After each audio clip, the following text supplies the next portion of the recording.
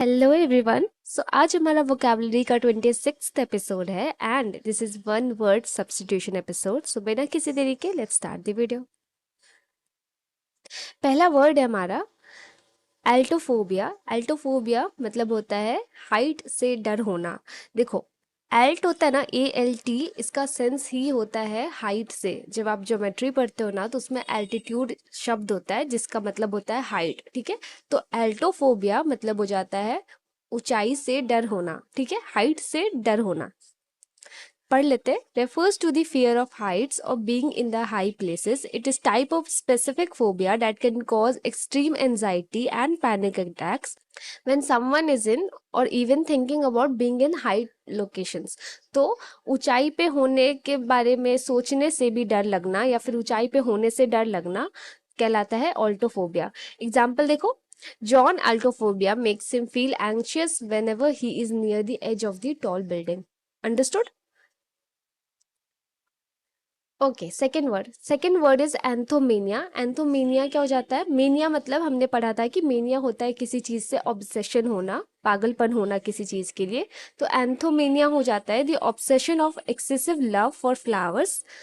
People with anthomania may collect flowers, talk about them constantly, or feel an overwhelming urge to surround themselves with flowers. ऐसे person जिनको बहुत सारे flowers पसंद है, फूलों से बहुत प्रेम होना, एंथोमेनिया कहलाता है। उनको फूलों के बारे में बात करना या फिर हर समय फूलों से सराउंडेड होना, फूलों को देखते रहना, उन जिनको फूलों से प्यार होता है उनको एंथोमेनिया कहते हैं। ठीक है, एग्जाम्पल देखिए, her anthomania led her to fill every room in the house with the vases of fresh flower.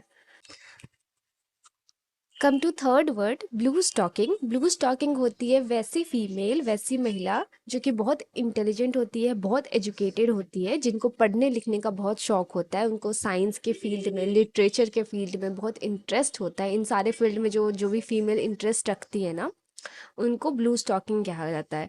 तो सिंपल वर्ड में अगर समझो तो ब्लू स्टॉकिंग एक ऐसी महिला होती है जो कि पढ़ाई लिखाई या फिर किताबों में, लिटरेचर में, पढ़ने लिखने में, साइंस में, विज्ञान में, इन सब में रुचि रखने का रखती है, जो शिक्षित होती है, बुद्धिमान होती है ना, उनको ब्लू स्टॉकिंग बोला जाता है। Understood?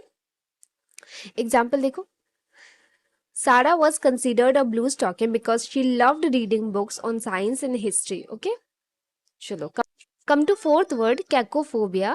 Cacophobia is the fear of dislike or ugliness or anything that is considered unattractive. देखो, इसका सिंपल मतलब ये होता है ना कि वैसा इंसान जो कि किसी चीज से, किसी पर्सन से या किसी प्लेस से इसीलिए नफरत करता है क्योंकि वो दिखने में अनअट्रैक्टिव होता है या फिर बदसूरत होता है। तो कोई भी चीज से सिर्फ इसलिए हेट करना बिकॉज दैट इज अनअट्रैक्टिव, वो मेंटल डिसऑर्डर आपका कैकोफोबिया कहलाता है। ये एक तरह का डर होता है कि आपको उस चीज से सिर्फ इसलिए नफरत है क्योंकि that is not looking beautiful. Okay, so ये एक मानसिक स्थिति होती है, मानसिक चिंता होता होता है उस चीजों को देख के। ठीक है, एग्जाम्पल देखो, his cacophobia made it difficult for him to be around buildings और art he found unpleasant to look at. Fifth word is celibate करना। सेलिब्रेट सिंपल होता है ब्रह्मचारी, वैसा इंसान जो शादी नहीं करना चाहता है या फिर शादीशुदा जीवन में नहीं रहना चाहता है, दैट इज सेलिब्रेट।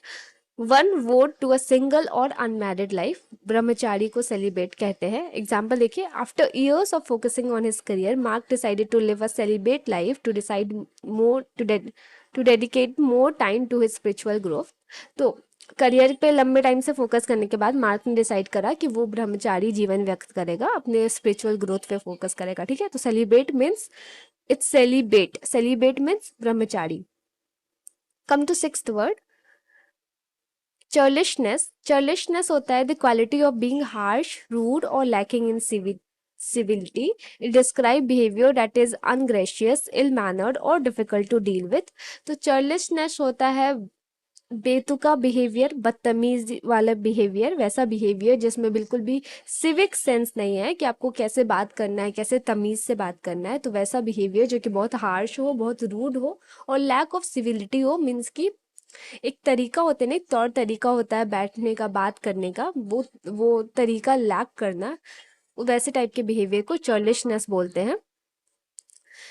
एग्जाम्पल देखो, Her churlishness was evident when she rudely interrupted the meeting without any regard for others. देखो churlishness वर्ड थोड़ा थोड़ा साउंड कर रहा है बहुत फनी सा, churlishness होना, बट इसका मतलब बिल्कुल भी ऑपोजिट है। इसका मतलब हो रहा है कि वैसा बिहेवियर जो कि बहुत बेकार हो, बदतमीजी हो, हार्श हो, रूड हो, एंड बिल्कुल भी नो लाइक ऐसा होना जिसमें आपको बेसिक सेंस भी नहीं हो कि कैसे बात करना होता है। Come to seventh. Seventh word is cipher. Cipher होता है अ मेथड ऑफ इनकोडिंग और transforming text to keep it secret और ऑफन रिप्लेसिंग लेटर्स और symbol with others. It can also refer to code system used for secret communication.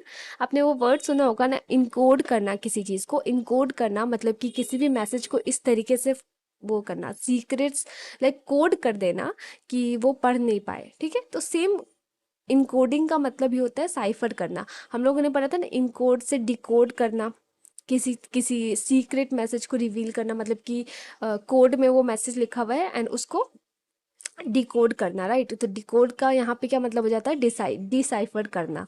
तो decipher, cipher, decipher is the opposite word. जैसे कि encoding and decoding opposite word है एक दूसरे के लिए, उसी तरह साइफर एंड डिसाइफर भी एक दूसरे के लिए ऑपोजिट वर्ड है। ठीक है, तो सिंपल समझो तो साइफर मतलब होता है किसी भी टेक्स्ट या मैसेज को सीक्रेट वे में कोड करना ताकि उसको सामने वाला पढ़ नहीं पाए, या फिर सीक्रेट कम्युनिकेशन के लिए यूज करा जाता है ये सारी चीजें। ठीक है,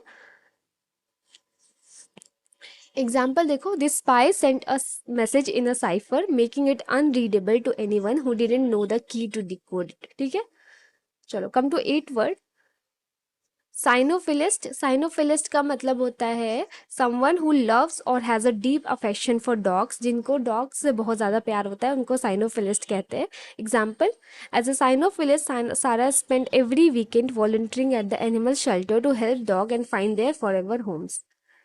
चलो come to ninth word, henpecked. Henpecked को अगर आप हिंदी में समझो तो जोड़ू का गुलाम। And see often people understood this word now in a very negative way, but I personally think कि ये negative बिल्कुल भी नहीं है।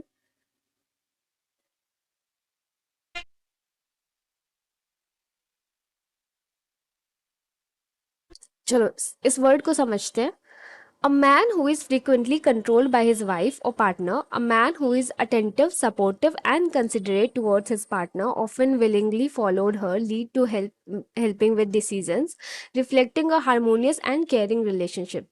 तो हैंड वैसे हस्बैंड को बोला जाता है जो अपनी वाइफ की बात मानते हैं, या फिर अगर आप कंट्रोल्ड बाय वाइफ बोलोगे तो वो थोड़ा सा नेगेटिव सेंस में जाएगा, बट आप इसको थोड़ा अच्छे सेंस में भी पढ़ सकते हो कि वैसा पर्सन जो अपनी वाइफ के डिसीजन को कंसिडरेट करे एंड उनकी तरफ सपोर्टिव हो। एंड इस टाइप के हस्बैंड को हैंड पैक्ड बोला जाता है। अगर आप नॉर्मल लेमैन लैंग्वेज में बोलो तो हम लोग जोड़ू का गुलाम वर्ड यूज करते हैं, which is really a positive word. Okay, let's take an example. John is sometimes called henpecked. He doesn't mind because he enjoys supporting his wife's decision and values their partnership. Okay, come to the 10th word, dotage. Dotage means होता है the period of old age when a person may become weak-minded, forgetful, or overly affectionate, often due to medical decline or aging. Dotage मतलब होता है बुढ़ापा, old age का period dotage कहलाता है। ठीक है, एग्जाम्पल देखिए, in his dotage grandpa became very sentimental and often reminds about the good old days. Understood. Come to 11th word, mnemophobia. Mnemophobia means होता है the fear of memories, specially traumatic और painful ones. People with the phobia में experience anxiety when reminded of past events they wish to forget. I hope मेरे पढ़ने से ही आपको understood होगा। Explain कर देती हूँ। कोई भी पास्ट की बुरी यादें या फिर बुरा ट्रॉमेटिक एक्सपीरियंस होना, उसको याद करके जो एंजाइटी और जो पैनिक अटैक्स आते हैं उनको मेनेमोफोबिया कहते हैं।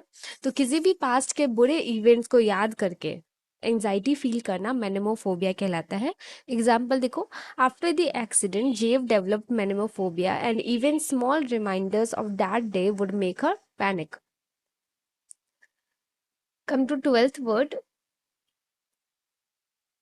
नियोक्रेसी, नियोक्रेसी हियर देखो, क्रेसी, क्रेसी हमने पढ़ा था रूट वर्ड में कि क्रेसी में कोई भी वर्ड, क्रेसी किसी भी वर्ड में होता है तो उसका मतलब होता है रूलिंग से, गवर्नेंस से, ठीक है। तो नियोक्रेसी क्या होता है?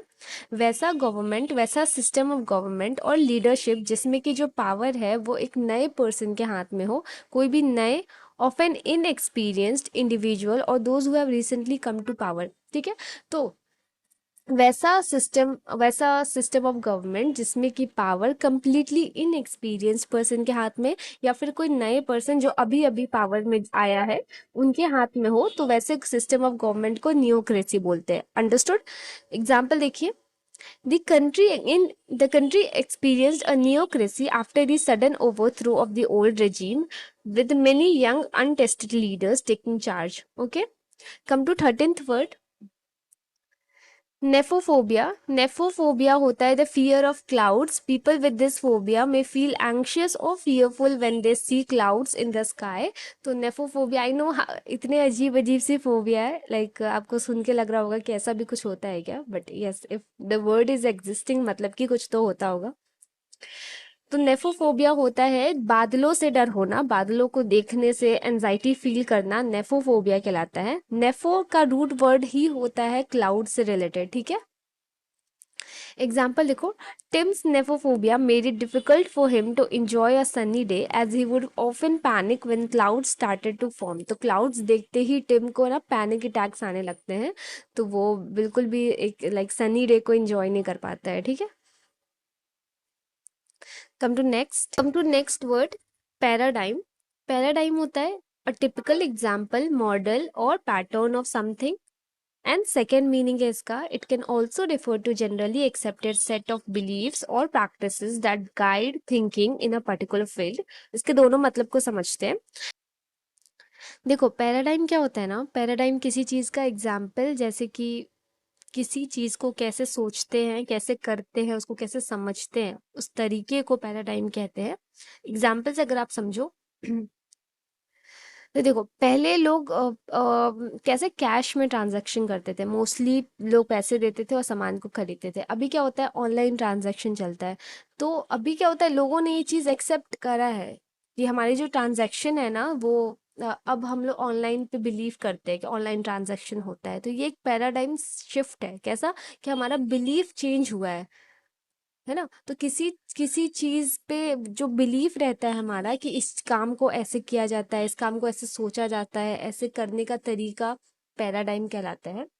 आई होप मैं आपको अच्छे से समझा पा रही हूँ। देखो, सिंपल शब्दों में अगर आप समझो ना, तो पैराडाइम का मतलब होता है किसी चीज को देखने या समझने का तरीका होता है ये, जो कि समय के साथ बदल भी सकता है, ठीक है। पैराडाइम कहलाता है। एग्जाम्पल देखो, the invention of the smartphone created a paradigm in how people communicate and access information. तो जब से स्मार्टफोन आया है तो वो लोगों के बिलीफ में एक शिफ्ट लेकर आया है ना, एक चेंज लेके आया है कि अब कम्युनिकेशन का उनका तरीका बदल गया है, ठीक है। तो सिंपल शब्दों में पैराडाइम किसी चीज को करने का तरीका, सोचने का तरीका होता है। ये एक बिलीफ भी है, एक पैटर्न ऑफ बिलीफ रहता है ना, किसी चीज से एसोसिएशन, किसी चीज से एसोसिएटेड होता है, तो उसको पैराडाइम कहते हैं। Come to fifth word, next word, pertinacious. Pertinacious होता है मीन्स वेरी डिटरमाइंड, स्टबर्न और persistent, specially in holding on to opinion और गोल। किसी भी ओपिनियन को लेके या किसी भी गोल को लेके बहुत जिद्दी होना, बहुत डिटरमाइंड होना, पर्शिनेशियस कहलाता है। ये ऑफन एक गुड क्वालिटी है। एग्जाम्पल देखो, her pertinacious attitude help her succeed in the project even when others doubted her approach. तो उसका जो पर्शिनेशियस एटीट्यूड था, मतलब कि आप कुछ भी बोलो मैं तो करूंगी, ये जिद्दी जिद्दी एटीट्यूड हो सकता है, या फिर डेटरमिन्ड एटीट्यूड हो सकता है कि नहीं, मेरे को तो करना ही करना है, चाहे no matter what comes in. Okay, तो that is called pertinacious attitude. Come to next word, upheaval. Upheaval मतलब होता है उथल पुथल होना, refers to a significant or often sudden disruption or disturbance in a situation, system or place, usually causing confusion or chaos। किसी भी चीज में अचानक से उथल पुथल आ जाना, वो एक सिचुएशन हो सकता है, वो एक लाइक प्लेस हो सकता है जहाँ पे एकदम से ऐसा कंफ्यूजन chaos मच जाना, उथल पुथल हो जाना, अपहीवल कहलाता है। एग्जाम्पल देखो, the country went through a major upheaval after the political revolution leading to changes in the government and society. तो जब कंट्री में गवर्नमेंट की चेंजेस हुई, सरकार बदली, तो अचानक से पॉलिटिकल डिस्टर्बेंस आ गया, पॉलिटिकल उथल पुथल होने लगा। ठीक है, कम टू सेवेंथ वर्ड, थियोगैमी। थियोगैमी, देखो थियो जो वर्ड होता है ना, ये गॉड से रिलेटेड होता है, तो थियोगैमी। और गैमी का मतलब क्या होता है, हमने पहले भी पढ़ा है, monogamy, polygamy. It means marriage, related to marriage. तो थियोगैमी होता है भगवान की शादी से related, refers to the marriage of or union between gods or deities in mythology.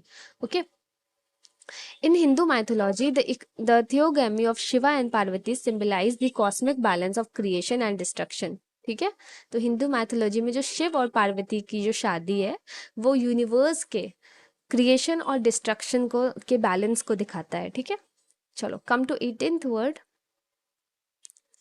That is pot boiler. Pot boiler क्या हो जाता है, refers to a work or art or literature or entertainment that is created quickly and with little effort, often aimed at making money rather than being of high artistic quality. तो वैसा कोई भी art होना, literature होना, कोई भी कुछ भी एंटरटेनमेंट होना, कुछ भी ऐसा जो बहुत नॉर्मली नॉर्मली बिना किसी एफर्ट के क्रिएट हो गया है, सिर्फ उसका पर्पस ये होता है ना कि आप पैसे कमाओ, बिना बिना ज़्यादा वो क्वालिटी में वो वैसी बात नहीं होती है, वो क्वालिटी में इतना उस पर जोर नहीं दिया जाता है, बट जस्ट बिकॉज कि पैसे कमाना है इसलिए जल्दी जल्दी उस चीज़ को क्रिएट कर देते हैं। ठीक है, तो उस चीज़ को पोर्ट बॉयलर कहते हैं, पोर्ट बॉयलर कहते हैं। वो एक वर्क ऑफ आर्ट हो सकता है, लिटरेचर हो सकता है, कोई भी एंटरटेनमेंट हो सकता है। Let's come to example. The novel he wrote was a potboiler filled with glitches and predictable plots just to earn a quick paycheck। तो कोई भी ऐसा काम, कोई भी ऐसा चीज करना जो सिर्फ मनी के पर्पज से जल्दबाजी में आपने कर दिया हो, उसमें कोई क्वालिटी कंटेंट ना हो, कोई क्वालिटी पे फोकस ना किया गया हो, that is pot boiler. Okay, come to 19th word, pluviophile. Pluviophile होता है person who loves or find joy in rain. तो वैसा इंसान जिसको बारिश बहुत पसंद है, that is pluviophile. As a pluviophile, Maria always feel peaceful and content when it starts raining, enjoying the sound and the cool atmosphere it brings. तो pluviophile वैसे पर्सन होते हैं जिनको बारिश और बारिश का होना, बारिश को देखना बहुत पसंद होता है। 20th इज री इंकारनेशन। री इंकारनेशन मीन्स होता है पूर्ण जन्म होना। द बिलीफ और concept that after death a soul is reborn into a new body, starting a new life. This idea is found in several religions including Hinduism, Buddhism and great philosophical tradition। तो पुनर्जन्म is equal to reincarnation। तो obviously बहुत सारे धर्म इस चीज पे believe करते हैं कि पुनर्जन्म होता है। एग्जाम्पल देखो, in Hinduism reincarnation is a central belief where the soul is reborn in a new body based on the actions karma of the previous life। ठीक है, तो हिंदू धर्म में ये मानते हैं कि बॉडी सोल जो होता है वो पुण्य जन्म लेता है, और as per their karma in the previous life उनका जन्म होता है। ठीक है, so we are at the end, and I know I have done like this episode after so long. There was some medical issues there, and yes, I promised you that I will be continue with this series. I'm not letting you guys down in your preparation. I'm there for you. So let's meet on Game of CGL Telegram channel for the quizzes, and just grinding hard and do your preparation in a very very good manner। चलो खुश रहो, मस्त रहो, and मिलते हैं अगले video में। चलो बाय बाय।